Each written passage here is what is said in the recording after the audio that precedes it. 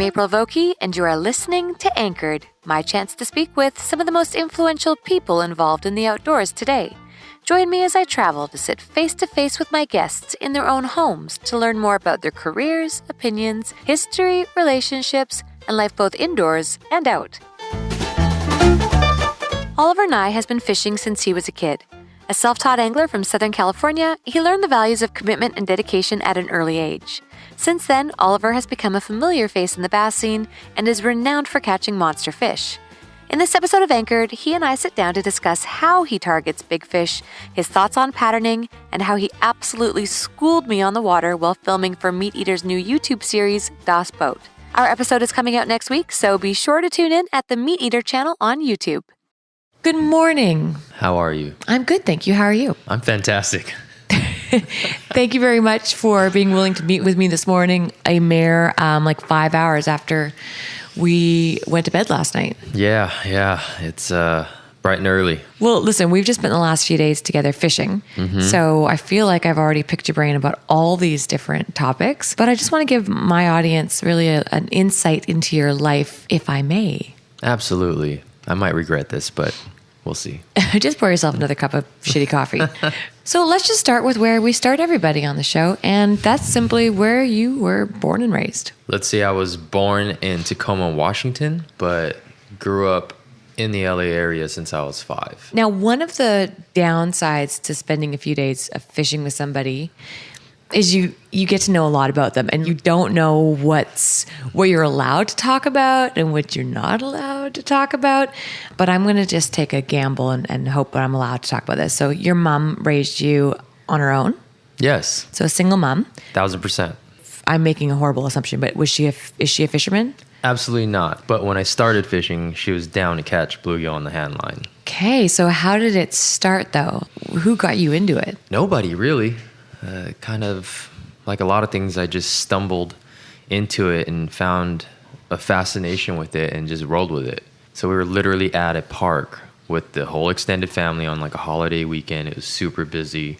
Kind of reminds me of that same lake that I go to on like a Easter Sunday. The place is wild. Like there's thousands of people around this lake. Yeah.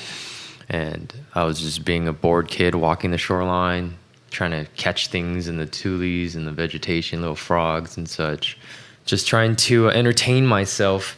And I came across a pile of tangled fishing line, and in that trash had a couple of those snelled eagle claw bait holder hook leaders in it. So I was able to salvage, I don't know, like 20 inches of it or something. Found myself a sweet little stick. I knew I could walk over to the incoming creek and flip over some rocks and probably find some worms, because it's kind of what I did as a kid, was just go find and catch weird things. Yeah.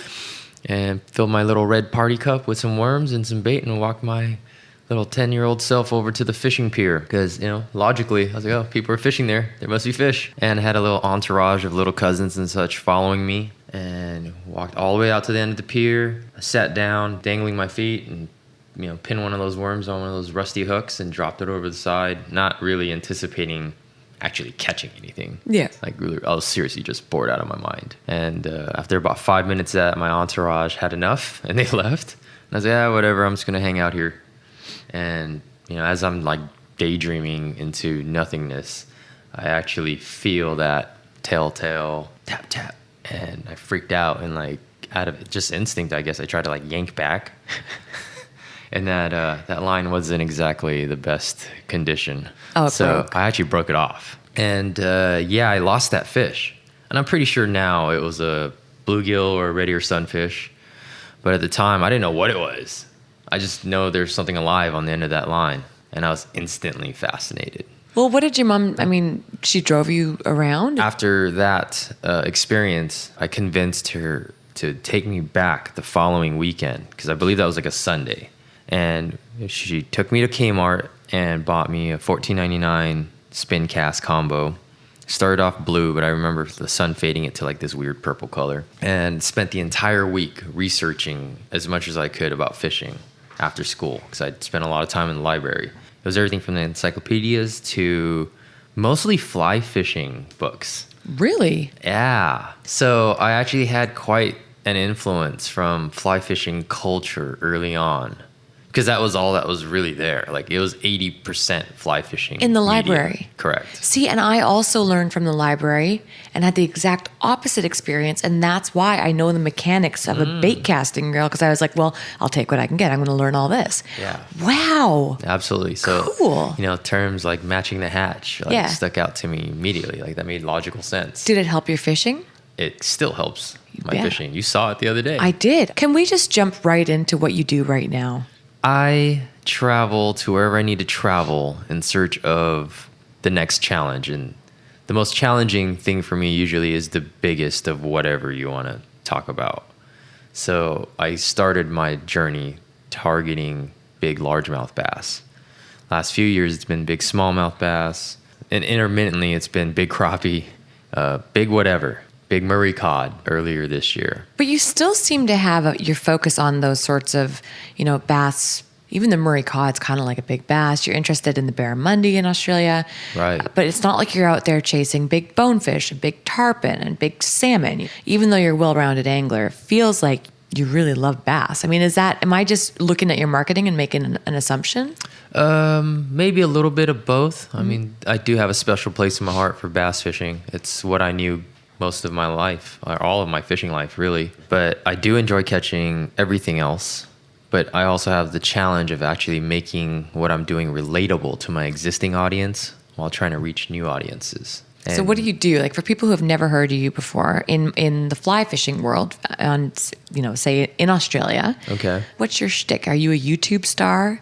What do you? I mean, I know that you're obviously a pro. I know what you do, and I know you're a pro and you teach people. But can you just summarize what your career is right now? Well, I honestly get a little offended when people start calling me a YouTuber. I know, it's super offensive. It's like saying that you make your living off of Instagram. It's this weird dynamic of people trying to label everybody. I don't really think that's necessary. And we do plenty on all those platforms, especially YouTube the last couple of years. But I don't think it's fair to pigeonhole somebody and be like, oh, you're a YouTuber.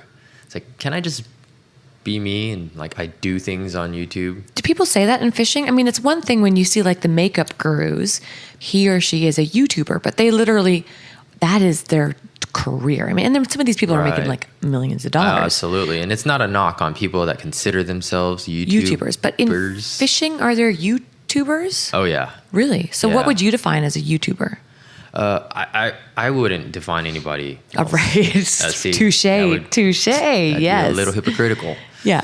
But we were doing this documentation of the chase of big bass streams before we really realized that platform was what it is now.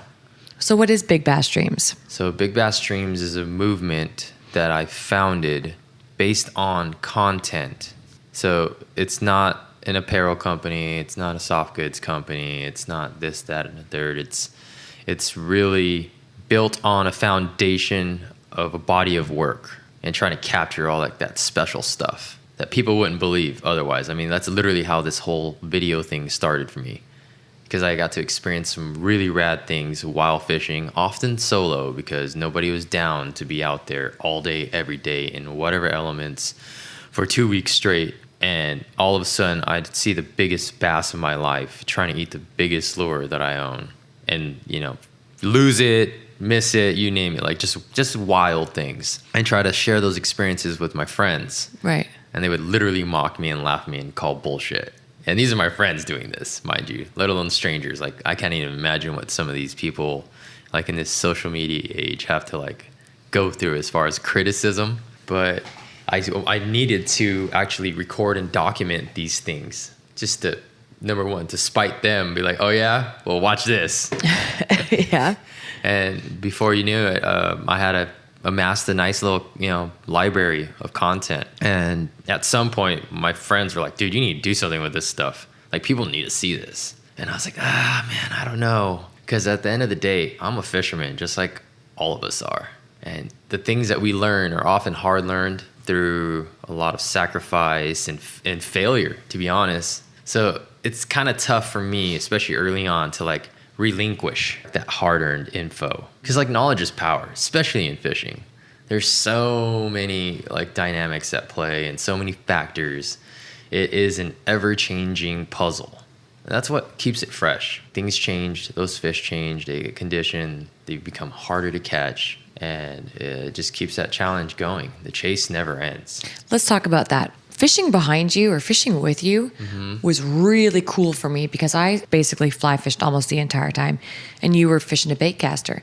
And it was really cool to watch you and be like, okay, why is he casting there? When he did that hook set, why was it like that? Why is he choosing that plastic over that one?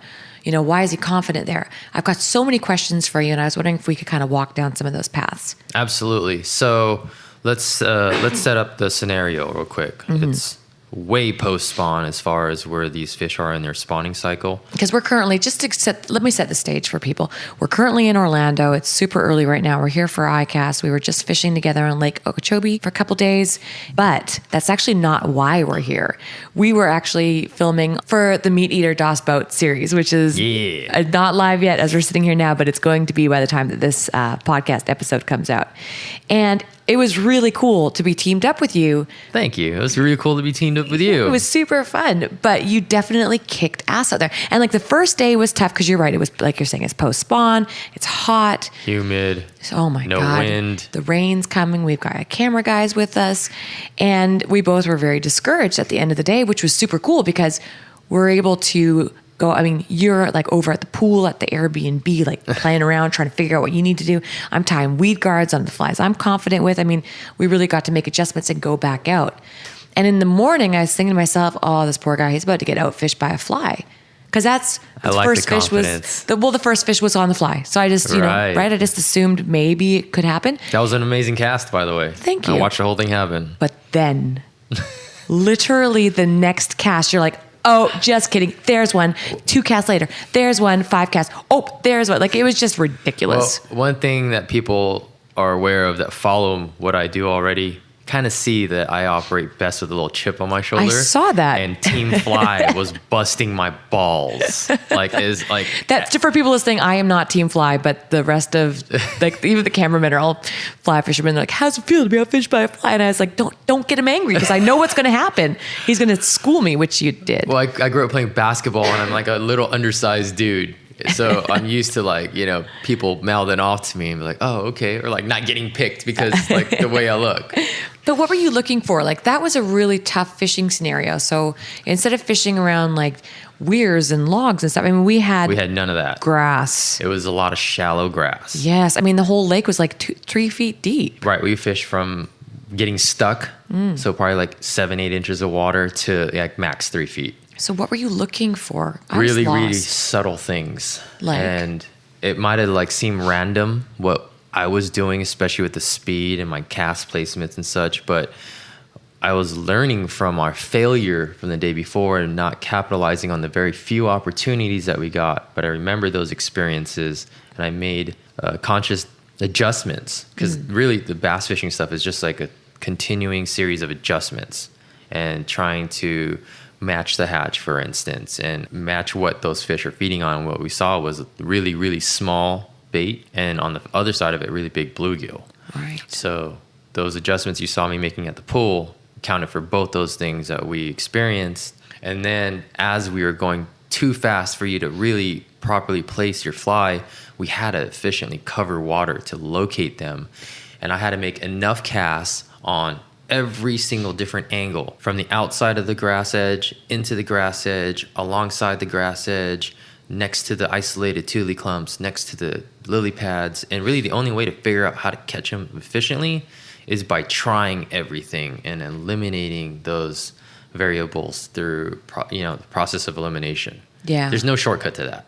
Unless you're one of those guys that likes to rely on other people's info, which I don't know if you guys noticed. Like we went to the tackle shop. Like, don't tell me. I don't really care. You're like, headphones on. I don't want to hear what you do. Because honestly, and I hate to say it this way, but until I see someone catching bigger fish or the right class of fish, I kind of don't really care about your info for the most part. You don't think it's a matter of luck whether or not you catch big ones. You think that there's catching always big a matter ones, of chance involved. Sure. But I would not call it luck. So what would you do to target a bigger fish? I mean, is it as simple as bigger bait equals bigger fish? Location is the number one thing. Really? So what would you look Well, if for? you're not fishing where big fish live, you're not going to catch them. Sure, but what are you looking for when you're in a structureless zone? Well, see, this is a new fishery for me. I've never fished in Florida before, but I know it can be mostly a shallow fishery, so deep is relative.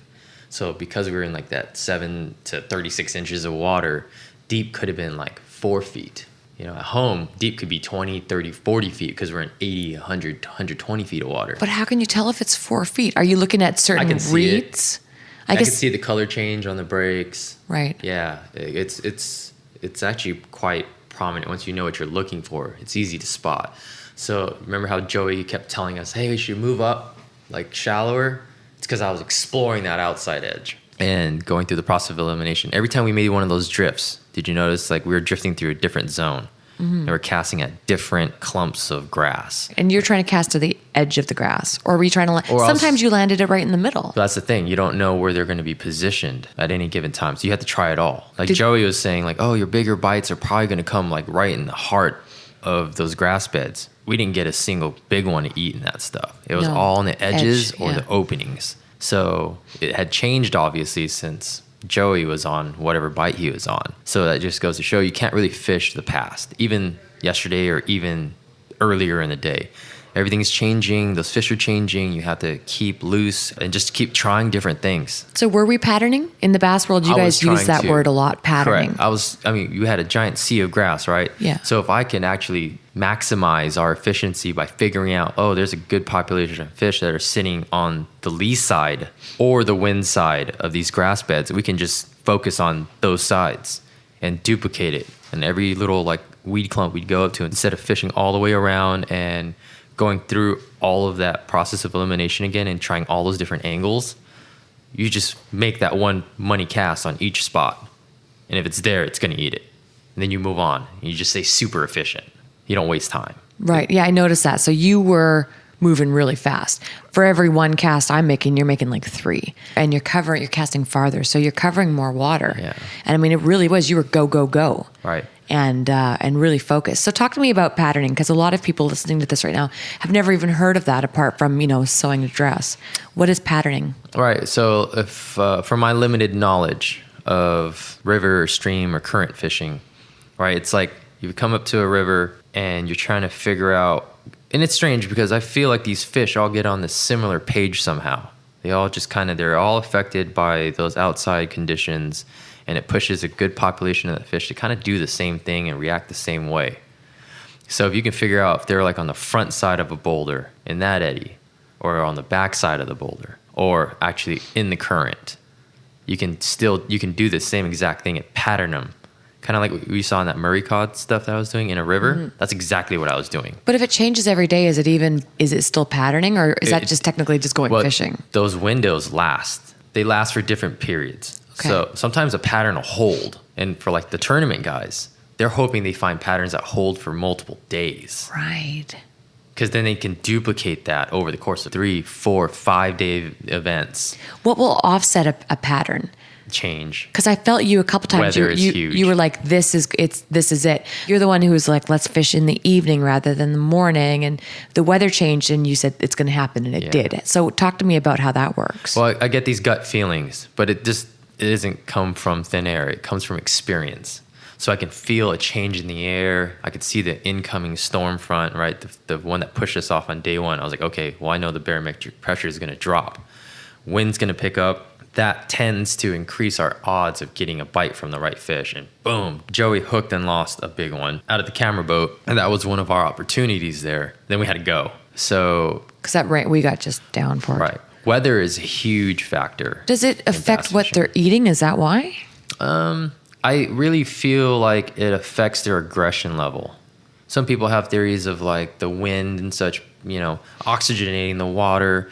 But for me, I feel like the most important factor is it increases our stealth level. Now you have background noise, right? Instead of like every time you hit the trolling motor when it's dead calm, or drop something in the boat, or like everything's amplified when it's quiet and clear. And people like fishing in that because they don't have to worry about like boat control and maneuverability. but I embraced the wind and even rain. Yeah, you were stoked. It started getting windy, and I was like, no. And you said, yes. And I was like, yes, because we're going to get bites. Yeah, it did happen, yeah. It breaks down light penetration, or it reduces light penetration. And frankly, those fish have a harder time realizing the gig is up. That's when things with blades start working really well, and they just can't make out, like, hey, look, there's a weird 17-foot boat with this awesome mural on it with 2 weird people throwing fake things at my face. What do you think of that boat? My goodness. I mean, it was what a nightmare for me to cast out of. But, and I mean, honestly, like, we're in gator-infested water, and we're on plane, and we're obviously bouncing a bit. Actually, it drove pretty smooth. It did, actually. After we made a couple adjustments on the trim and weight distribution. Yes. But you could literally see, this is what I was saying to you a couple days ago. You know, when you sit on a waterbed, you can see all the water push the plastic up, and it looks like you could literally pop it with your finger. You can see waves. That's what the bottom of the boat looked like. It was right under our feet. And all I'm thinking to myself is, every single time that this boat bangs, those screws loosen just a little bit. Right. Anyway, we lived to tell the story. Yeah, it was a great boat. But, you know, that's kind of the cool thing about that whole Das Boat project is a good angler should never feel handicapped by the fishing platform. I mean, it can be to a degree, especially with like your style of fishing, but it was really never an excuse. Well, and it was solved with a wet towel. No, I was watching how resourceful you were being because of the lack of resources. Right. And it's a great trait that I think more people could benefit from. Because people jump into like super fancy bass boats and like trolling motors that like follow contours and this and that. Because it's easy. It's a shortcut. Everybody wants a shortcut. What's the advantage? Is there an advantage to having one of those streamlined shiny boats, or is it just part of the culture? Yeah. No, there really is. So in a tournament setting, because you've done tournaments. You won $100,000 in a tournament, you said. I did. So you know what you're talking about, obviously. That's arguable. In a tournament setting, why do you need to have the flash boat? Well, it's really about efficiency. Okay. You saw how big Lake Okeechobee was, for example, right? Yes. That's a very popular and historic tournament fishing lake. Right. So you'll blast off from, let's say, Roland Martin Marina where we fish. But if your game plan and your pattern you found was on the opposite side of the lake, and you had to fish out of our 40 horsepower tin can versus Joey that's got a 225 Mercury on a 20-foot Ranger, he's literally going like anywhere from 60 to 80 miles an hour on the water versus our 20 to 30. So is it that in a tournament you can beat the angler to the spot? Well, every cast you can get is an advantage. I definitely learned that. Right? That was really interesting, yeah. So it's literally a maximum. I mean, it's so logical. I feel like an idiot saying that because it's obviously logical, but just how many extra casts you got was amazing to me. I think I casted you over the course of 2 days by a few thousand. Yeah, it was unbelievable. Right. And you didn't get tired. Like at some point I was like, I'm actually really tired. You were working so hard. Yeah. Like, it was crazy. And I mean, there's ways to make it not be so hard. Just for people listening who are fly fishing, it's, you know, usually what I would do is I would have some line on the water, I'd pick it up, I'd water load, I'd shoot on my back cast, and I'd shoot forward right away. That would be it. Problem is that in the grass like that, you can't have your line, it's hard to water load. You can do it, but it's hard, and then your fly sometimes catches, even though it's got a weed guard, and then we had wind. So every time that I tried to shoot into my back cast, the wind would catch me and be like, yeah, no. So it made me have to now suddenly false cast twice. You know what I mean? Right. And if I wanted a really far cast, maybe 3 times. So I, in that time, have just watched you do 3 casts. Absolutely. And you're stripping it back so freaking fast, or you're reeling it back so fast. Yeah. Those are all the advantages, and that extends into the boats we use, the rods we fish, the reels that are paired with them. I mean, it's literally a game of efficiency. Like going back to that tournament I won this past fall, the margin of victory was literally 0.01 hundredths of a pound. Are you serious? Absolutely. And, you know, we're all on time, like constraints, so you can't be late. It's really a whole culmination of decision making in the fishing tournament, or just fishing in general. It's, you know, which bait am I going to pick? What part of the lake am I going to fish? It's an endless series of decisions. Why do you think trout fishing, why do you think that we don't have that sort of competition culture? Well, I don't know too many fisheries that would support a field of 50 to 300 people. That's a challenge right there. Is that how many people enter a tournament? Yeah, depending on what level of participation, but across the country, it's pretty common to see fields of 200 to 300. Okay, which is a lot of people. Well, you said the entry fee wasn't that much. What did it cost you to enter that one? Once again, there's thousands of tournaments for sure, but in that situation, that was $180 tournament for 2 days. Yeah, why wouldn't you join the tournament? And that means more people, That's right? Still a lot of money for a lot of people. I mean, that was a lot of money to me it still is. You could do a lot with $180. That's true. So, I battled through like thinking I was going to make money through the tournament game early in my fishing career. Right. Because back then, that was all that was available. The guys that fish for a living were all tournament pros. So true. Yeah. None of this stuff that we're doing here really existed. Mm.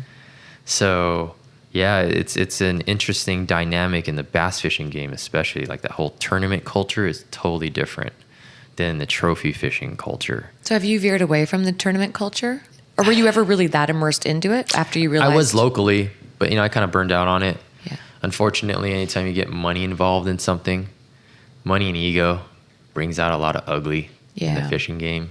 And I've seen it in other places too, like even like the inshore saltwater stuff. Guys that are, trying to make a living by running chartering services and such. They get into it with each other because money is involved. And it's a tough line to walk, right? Because people are always going to try to make a living through this passion that we all share. So I've actually kind of stepped away from that world because it kind of invites like that negative tone sometimes. Mm-hmm. And, frankly, it bums me out. And that's why, you see in the content, I'll go from one extreme of chasing one of the biggest freshwater fish in the world or a really hard to fool muskie or a trophy largemouth to like, hey, we're crappie fishing today or yellow perch fishing today. And remind myself as well as everybody watching, like guys, we should be doing this for the right reasons first and foremost. Yeah. And if you're not having fun, what's the point? What is the point? But you've really marketed yourself with big fish. I mean, even Big Bass Dreams is big fish. Do you ever feel like you've pigeonholed yourself into a brand that maybe is not, you can't sustain it? Well, I mean, I'm going on year 5 or 6. I can't even remember now. And things are still continuing to get better and increase. So at this point, I'm fully confident I can sustain it because I put in the work. I've made the sacrifices. I put in the time. I put on a lot of time on the water. And that's what people don't see in these little, Instagram clips, even 20-minute YouTube videos. You don't see the decades of commitment I put into something that I love doing. So let's talk about catching big fish. Okay. So whether it's bass or Murray cod, I've got many questions for you. Okay. Okay. So I go to fish for Murray cod. Do I choose a big bait or a small bait? Speed, structure? Like, just talk me through it. What do I do? And I'm very genuinely asking you right now because when I get back to Oz, I'm going to go fishing for them. Yeah. Well, one of the things that I've learned is my percentages of engaging, not always catching, but engaging big fish is by upsizing my lure presentation. Okay. Do tell. That's number one. It's almost like size is its own action and drawing component all by itself. Because now you're really appealing to a whole different class of fish. Fish are all pretty aggressive when they're young and stuff, so you're always going to get that odd little fish that eats a really big bait. But for the most part, you're eliminating those smaller bites. But more importantly, you're getting these bigger fish to engage with that lure.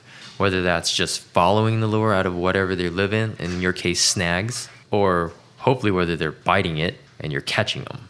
But that's an incredible fish finding tool in itself. And it doesn't have to be a big bait or a swim bait per se. It could be a giant fly or whatever it is. Like the bluefin tuna fishing stuff we did, we started fishing our local big flying fish instead of like importing the East Coast Florida ones because they're like a third of the size. Right. And all of a sudden, boom, like 250, 300-pound tuna were becoming much more common and prevalent. So like that's been a really common denominator across my trophy fishing. But this is where I get lost. So tuna's simple. I mean, they're busting bait.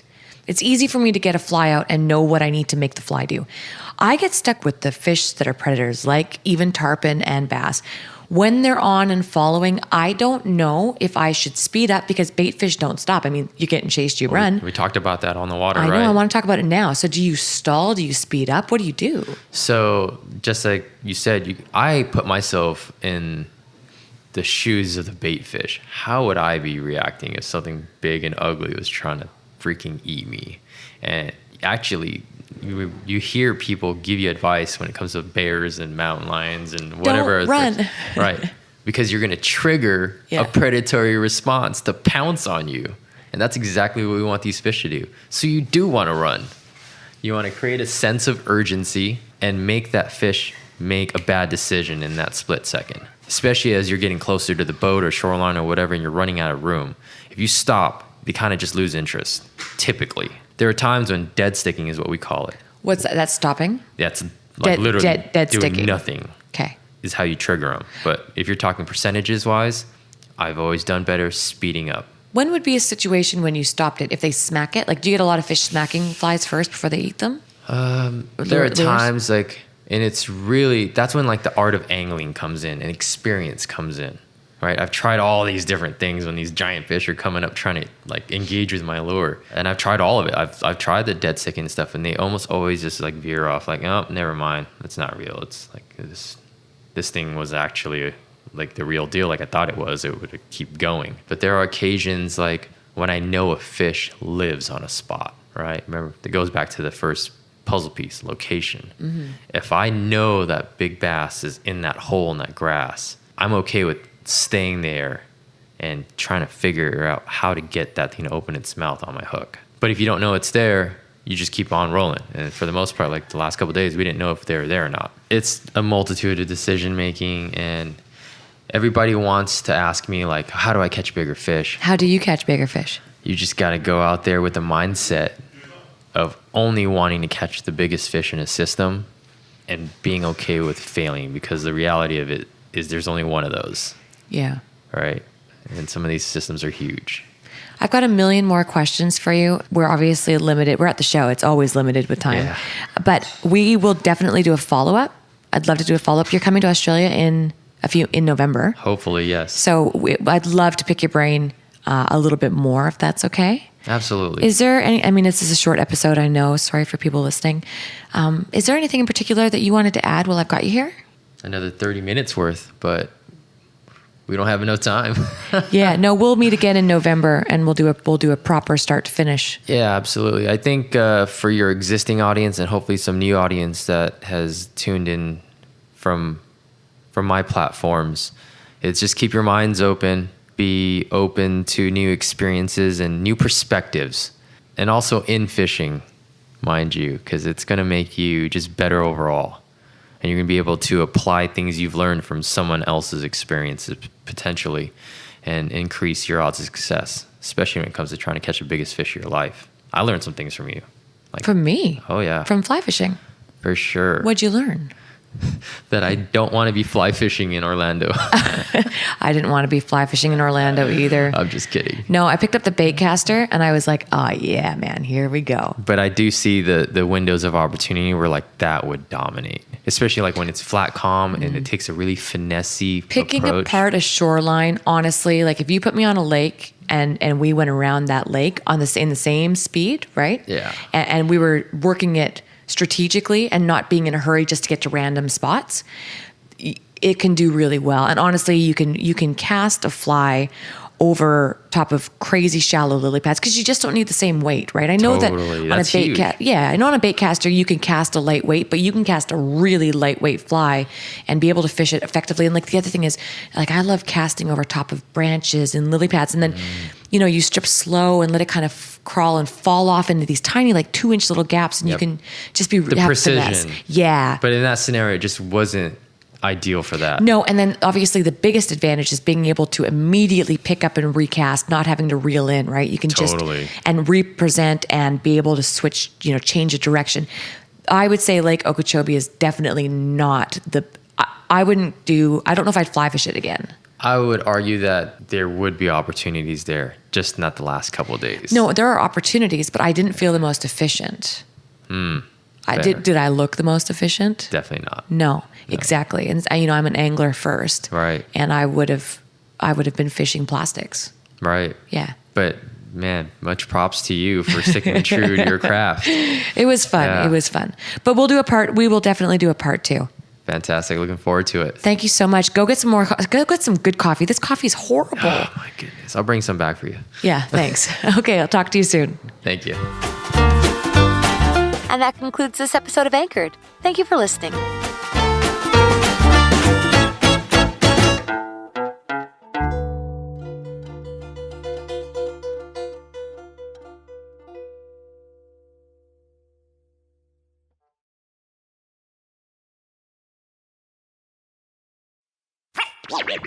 LRPs. Some of the best yet. Some of the best yet. They fight like that, like that, like that. Big bass, double digits. Pick up the fire right on top. Low fog blast off, time to get some cast off. Doing this here for years, get my bass on. Stream mask on, putting in work. Snap back, got me focused, never settle on a shirt. I missed one and hit one, man, that's getting some. 2, 3, 4, 5 more, come on, that's ripping up. The way the bass sticking, the way my fin